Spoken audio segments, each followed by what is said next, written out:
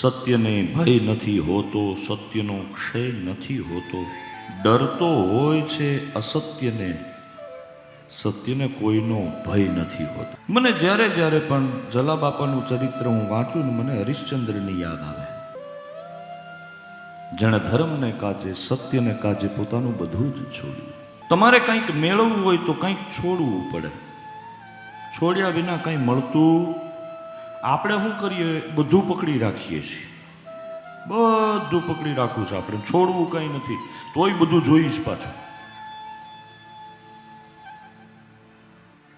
સંસારે પકડી રાખ્યો, છોકરા છે અહીંયા પકડી રાખ્યા, ઘર પરિવાર પકડી રાખો. એમાં મારી ના નથી.